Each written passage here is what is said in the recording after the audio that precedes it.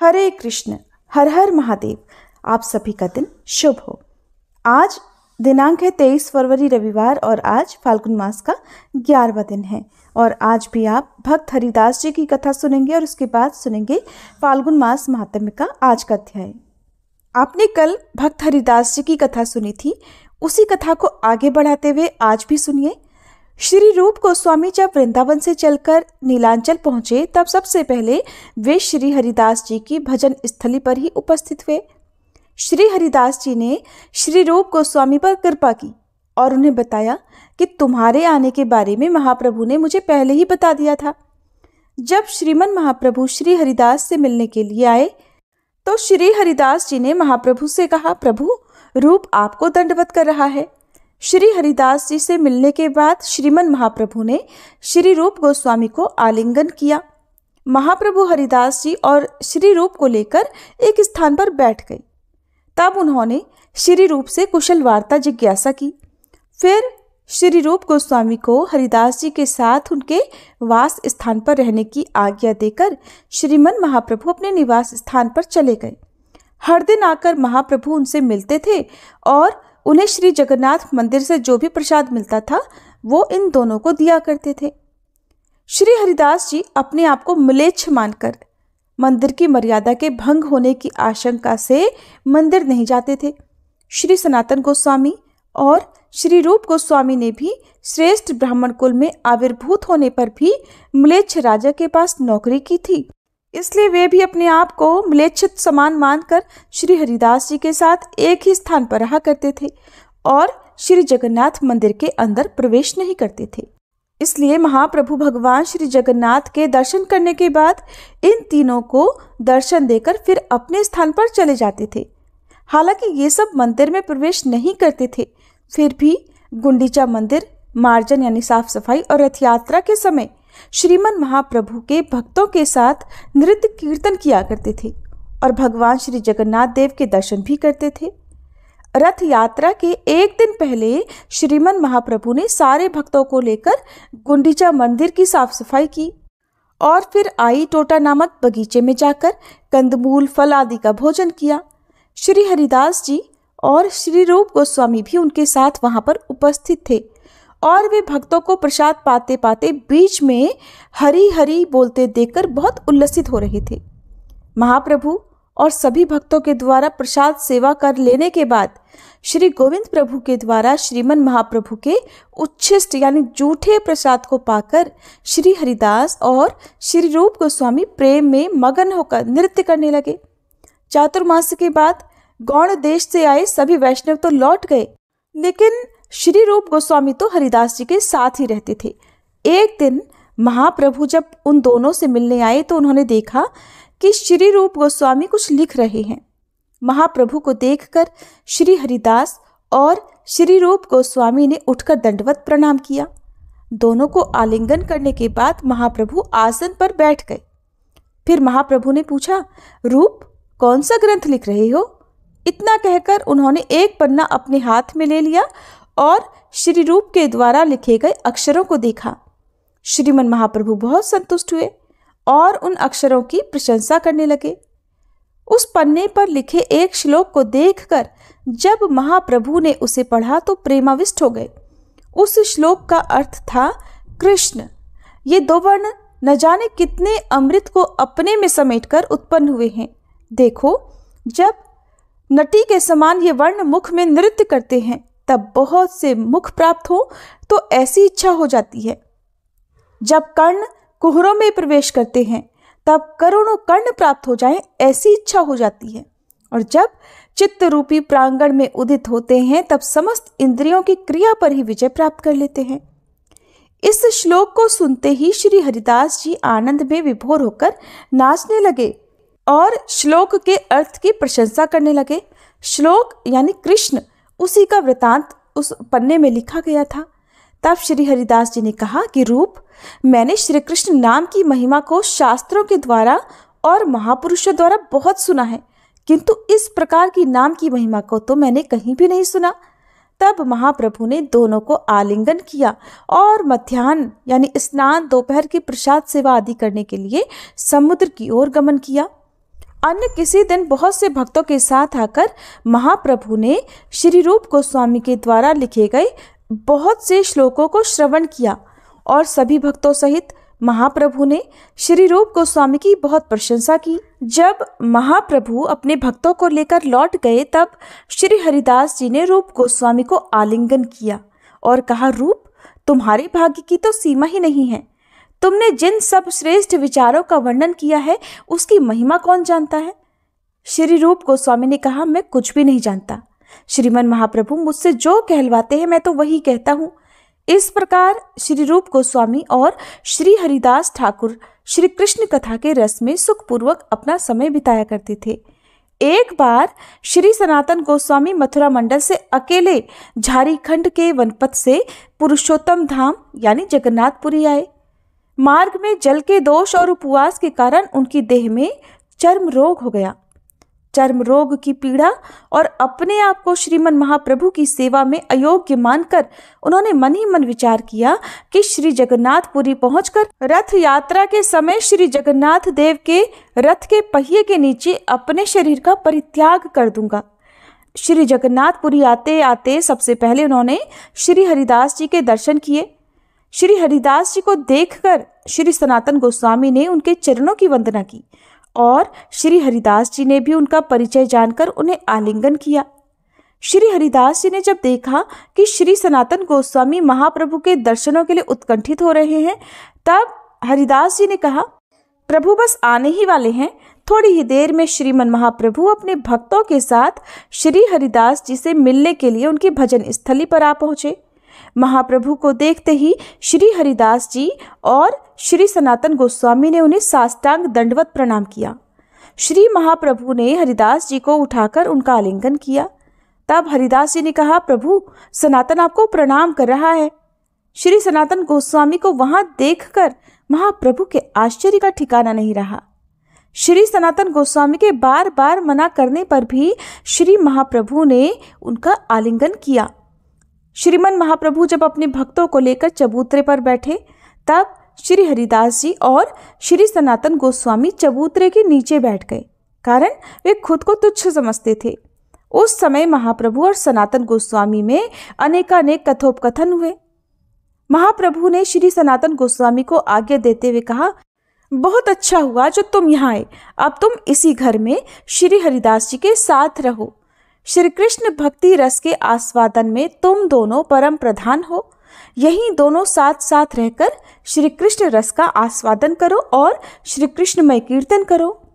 तब श्री सनातन गोस्वामी के मन में बार बार अपने शरीर को महाप्रभु की सेवा के अयोग्य जानकर भगवान के रथ के नीचे प्राण त्यागने का विचार आता। एक दिन नित्य की तरह जब महाप्रभु हरिदास जी की भजन स्थली पर आए तब महाप्रभु ने श्री सनातन गोस्वामी से कहा, देह त्याग आदि तमोधर्म है। देह त्याग के द्वारा कृष्ण प्रेम प्राप्त नहीं किया जा सकता। इसलिए तुम अपनी इस तमो बुद्धि का परित्याग करके सदैव श्रवण और कीर्तन करो। जल्दी ही तुम्हें कृष्ण प्रेम धन की प्राप्ति होगी। महाप्रभु के ये वचन सुनकर श्री सनातन गोस्वामी को बड़ा आश्चर्य हुआ। तब श्री सनातन गोस्वामी ने भी मन ही मन विचार किया कि श्रीमन महाप्रभु को मेरे शरीर त्यागने का विचार अच्छा नहीं लगा। इसीलिए ही तो सर्वज्ञ महाप्रभु मुझे देह त्यागने के लिए मना कर रहे हैं। इसलिए श्री सनातन गोस्वामी ने महाप्रभु से पूछा कि मुझे जीवित रखकर आपको क्या लाभ होगा प्रभु। तब श्रीमन महाप्रभु ने उनसे कहा कि तुमने मुझे आत्मसमर्पण किया है, इसलिए अब तुम्हारी देह मेरा धन है। तुम मेरी वस्तु को नष्ट क्यों करना चाहते हो? क्या तुम धर्म और अधर्म का विचार करने में असमर्थ हो? तुम्हारा शरीर मेरा प्रधान साधन है और तुम्हारे इस शरीर के द्वारा मैं बहुत से कार्य संपन्न करवाऊंगा। मैं तुम्हारे माध्यम ही भक्त भक्ति और कृष्ण प्रेम के तत्व, वैष्णवों के कृत्य और वैष्णव आचार, लुप्त तीर्थों का उद्धार और वैराग्य आदि की शिक्षा को अपने प्रिय स्थान मथुरा वृंदावन में करवाऊंगा। मैं अपनी माता की आज्ञा से यहाँ नीलाचल में वास कर रहा हूँ, इसलिए मैं वहां जाकर धर्म की शिक्षा नहीं दे सकता। मैं अपने इन समस्त कार्यों को तुम्हारी देह के द्वारा संपन्न कराना चाहता हूँ और तुम हो कि अपनी इस देह को त्याग करना चाहते हो। बताओ मैं कैसे इसे सहन करूं? तब महाप्रभु श्री हरिदास जी से कहने लगे, हरिदास सुनो, ये सनातन पराये धन को नष्ट करना चाहता है। दूसरों के अमानती धन अथवा वस्तुओं को कोई भी नहीं खाता, कोई भी नहीं बिगाड़ता। तुम इसे इस प्रकार का अन्यायपूर्ण कार्य मत करने देना। तब श्री हरिदास जी ने कहा, प्रभु मैं तो मिथ्याभिमान करता हूँ कि मैं आपके हृदय को जानता हूँ। वास्तव में मैं आपके हृदय के गूढ़ भाव को नहीं समझ पाता हूँ। क्या क्या कार्य आप किसके द्वारा करवाते हैं, ये बात जब तक आप स्वयं नहीं बताएंगे तब तक कोई भी इसे नहीं जान सकता। प्रभु आपने सनातन को जिस प्रकार से अंगीकार किया है, इतना सौभाग्य तो और किसी का हो ही नहीं सकता। तब सनातन गोस्वामी को आलिंगन करके मध्याह्न स्नान आदि करने के लिए महाप्रभु चले गए। और फिर श्री हरिदास जी श्री सनातन गोस्वामी को आलिंगन करते हुए कहने लगे, सनातन तुम्हारे भाग्य की सीमा नहीं कही जा सकती। तुम्हारी देह को प्रभु अपना निज धन मानकर स्वीकार करते हैं और तुम्हारे समान भाग्यशाली तो और कोई हो ही नहीं सकता। महाप्रभु अपनी देह से जो कार्य नहीं कर सकते हैं, वो कार्य वे अब तुमसे करवाएंगे, और ये भी अपने प्रिय मथुरा वृंदावन में। भगवान जो कार्य कराना चाहते हैं वो अवश्य ही पूर्ण होता है। निश्चय ही ये तुम्हारा परम सौभाग्य है। श्रीमन महाप्रभु भक्त सिद्धांत मूलक शास्त्रों का प्रणयन और वैष्णवचारण निर्णय अब तुम्हारे द्वारा ही करवाएंगे, और यही प्रभु की इच्छा है। सनातन मेरी यह देह प्रभु के किसी भी काम में नहीं लग पाई। भारत भूमि में जन्म लेकर भी मेरा जीवन वृथा हो चला। श्री हरिदास जी की दैन्यपूर्ण बातें सुनकर श्री सनातन गोस्वामी ने कहा, आपके समान सौभाग्यशाली भला और कौन हो सकता है।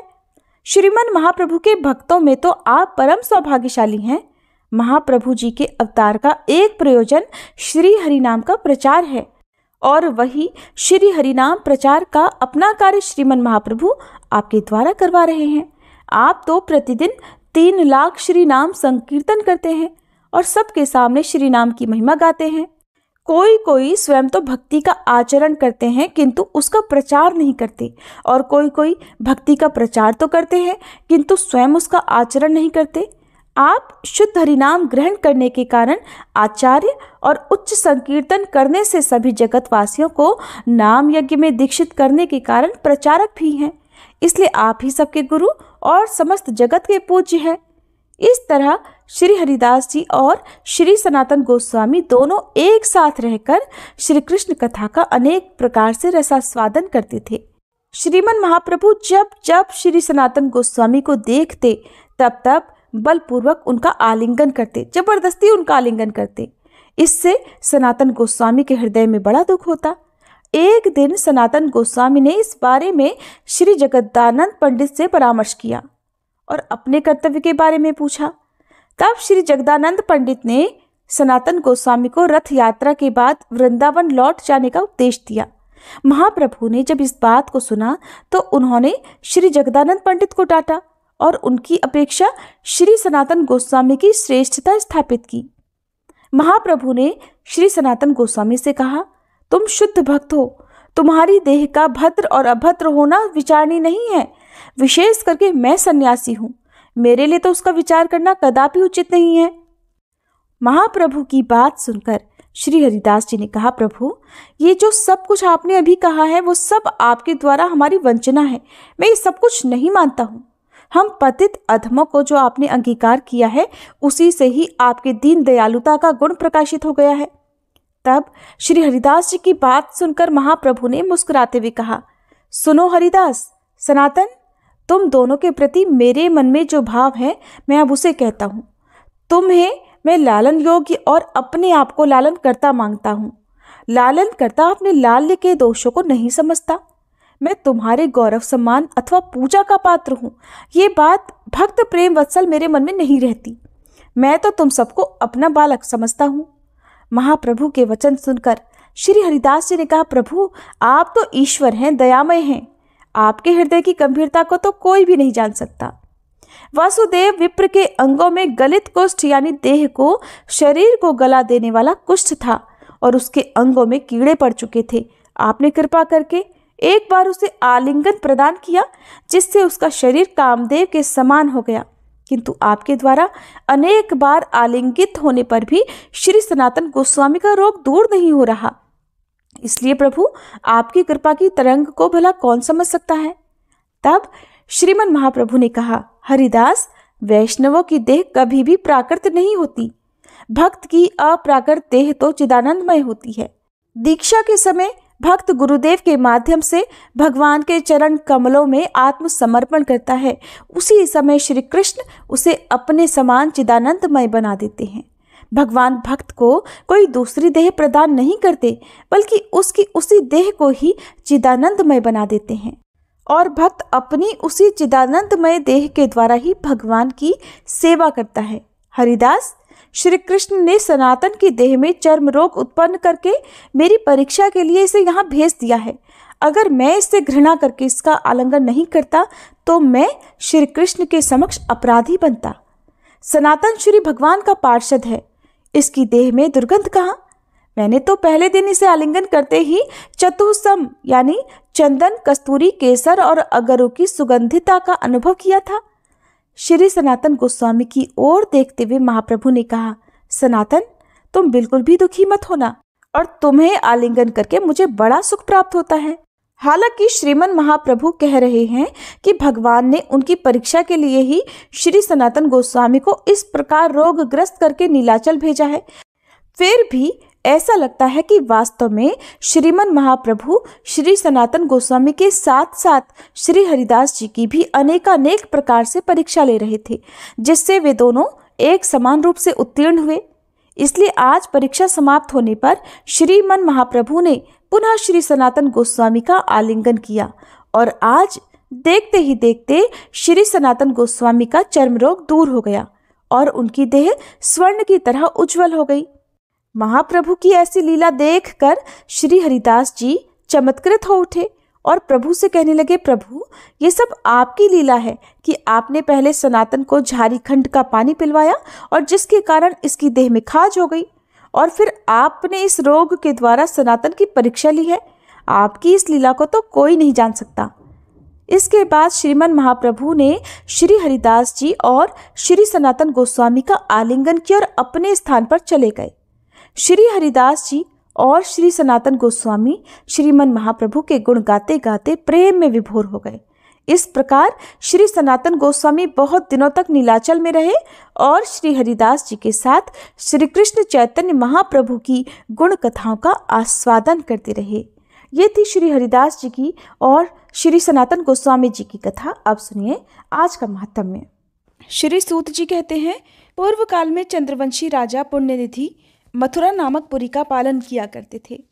किसी समय राजा पुण्यनिधि मथुरा में अपने पुत्र का राज्याभिषेक करके अंतःपुर की रानियों के साथ स्नान करने के लिए उत्सुक होकर राम सेतु नामक तीर्थ में गए।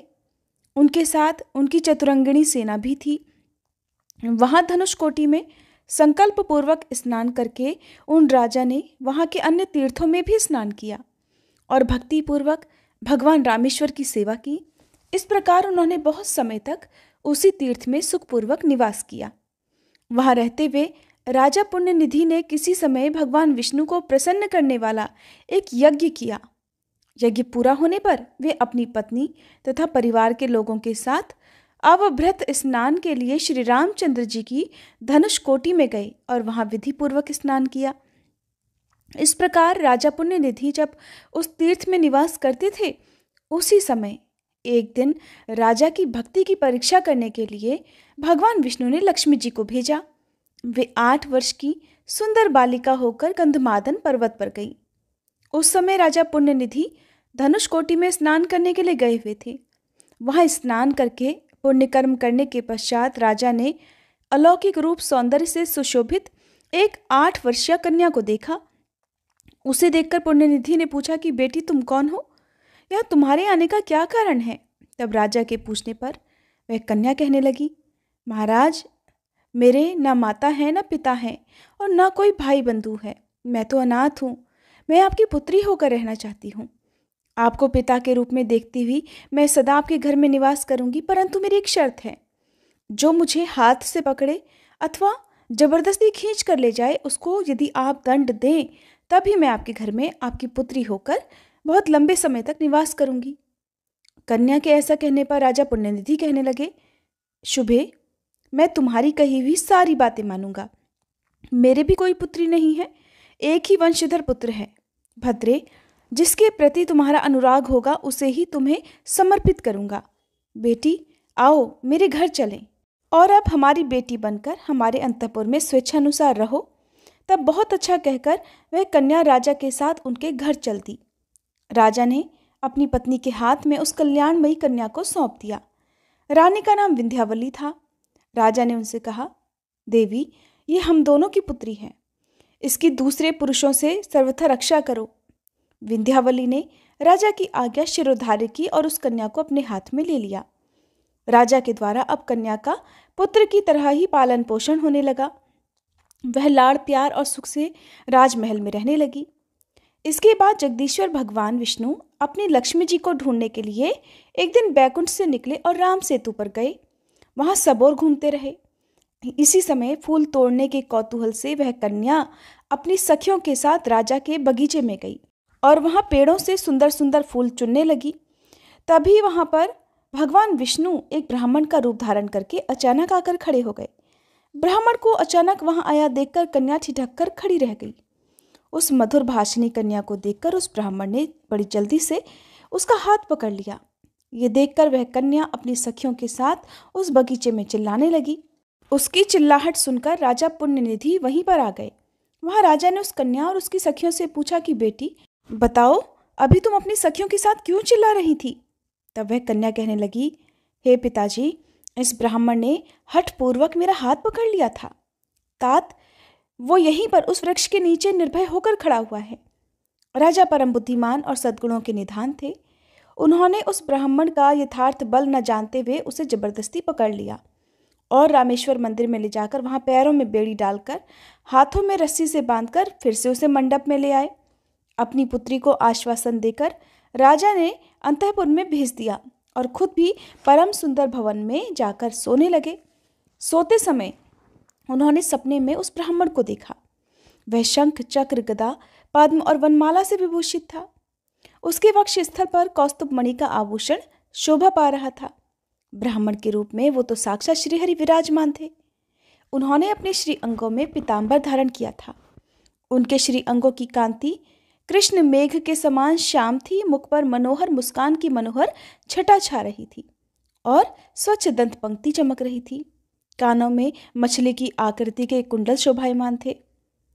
भगवान शेष शैया पर लेटे हुए थे और देवर्षि नारद उनकी स्तुति कर रहे थे। वहीं उन्होंने अपनी कन्या को भी देखा, जो विकसित कमल के आसन पर विराजमान थी। वो कन्या और कोई नहीं बल्कि साक्षात लक्ष्मी जी ही थी। उन्होंने अपने हाथ में कमल का पुष्प धारण किया हुआ था और उनके मस्तक पर काले काले घुंघराले बाल बड़ी शोभा पा रहे थे। इस प्रकार राजा ने रात में अपनी कन्या को महालक्ष्मी जी के स्वरूप में देखा। ये देखकर राजा अचानक उठ बैठे और अपनी कन्या के घर में गए। वहां उन्होंने कन्या को उसी रूप में देखा जैसे कि स्वप्न में उसका दर्शन हुआ था।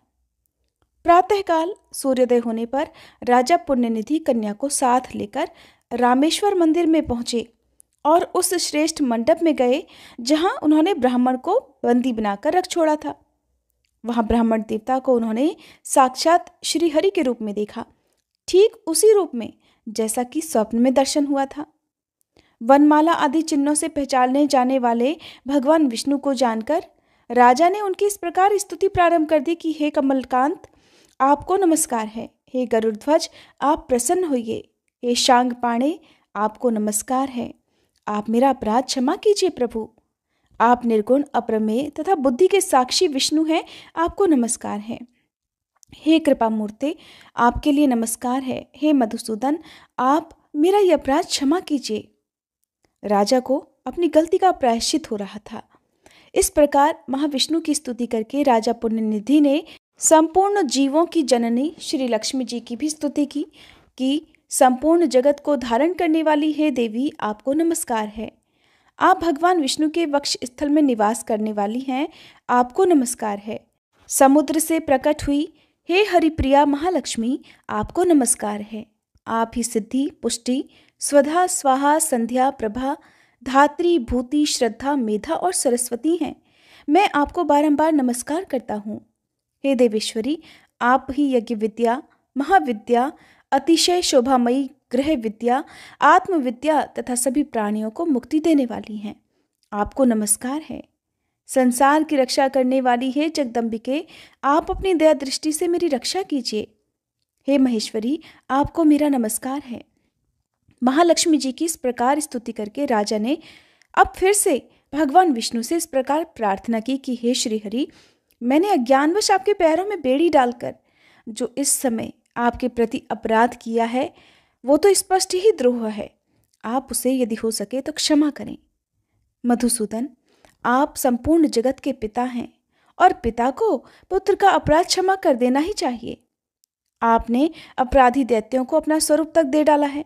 भगवान, मेरे भी इस अपराध को आप क्षमा कर दीजिए। हे कृपानिधे, मारने के लिए आई हुई पूतना को भी तो आपने अपने चरण कमलों में स्थान दिया था, मेरी भी रक्षा कीजिए। हे लक्ष्मीकांत, हे केशव, मुझ पर अपनी कृपापूर्ण दृष्टि डालिए। राजा के इस प्रकार प्रार्थना करने पर भगवान विष्णु कहने लगे कि राजन, मुझे बंधन में डालने के कारण तुम्हें जो भय हो रहा है उसे त्याग दो, भय मत करो।